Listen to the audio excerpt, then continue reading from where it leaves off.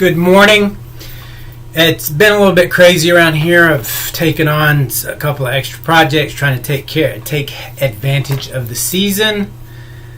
Been staying up later.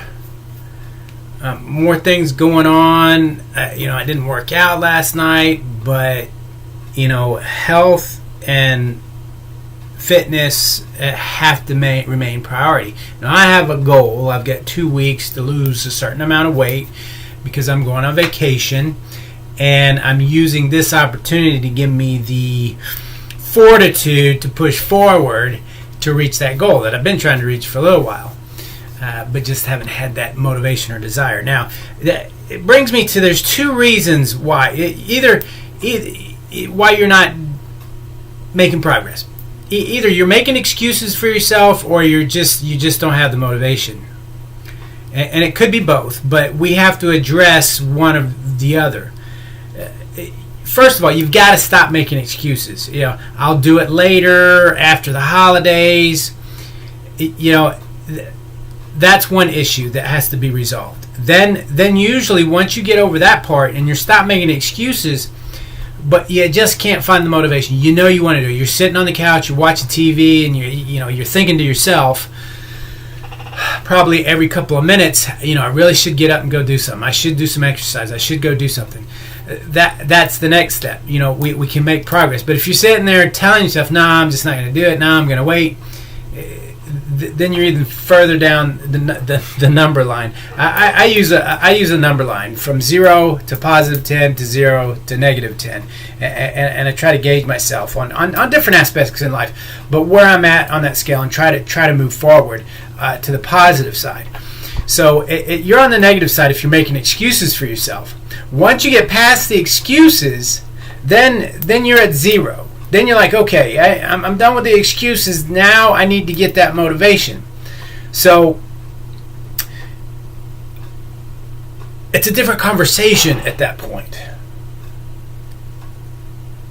So let me know where you're at, where you're stuck at, and we'll help you. It's all a mindset. It's all how you look at things. It's all a paradigm. It's the way you look at things. It's the way you think about things. That's all it is.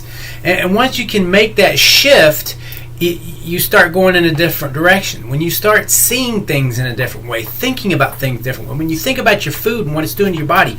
I wanted to give you an example. I don't know if you've ever watched this show. It's called Naked and Afraid. They send a man and a woman, butt naked, out in the wilderness somewhere for 21 days. They get one tool each. Sometimes, usually the most popular is a fire starter. One will take a fire starter and the other one will take a machete or something.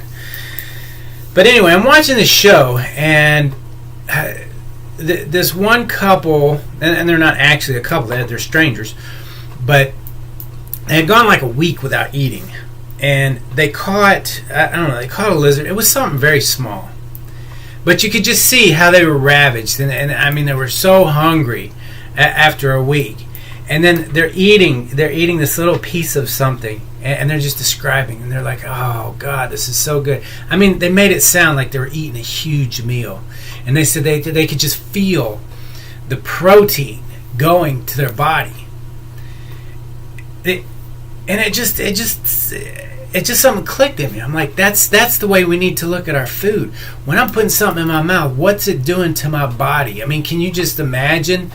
So, look at your food when you're eating it, how much you're eating, and what's it doing for your body? It could be causing damage, or it could be helping you. So that's just a little something for you if you're having, because the food is my issues. It used to be the exercise. I used to think about doing exercise all the time, and I wouldn't do it. And I've gotten over that part. I enjoy doing my exercises. It's automatic. I have to do some type of exercise every day, whether it's walking or something.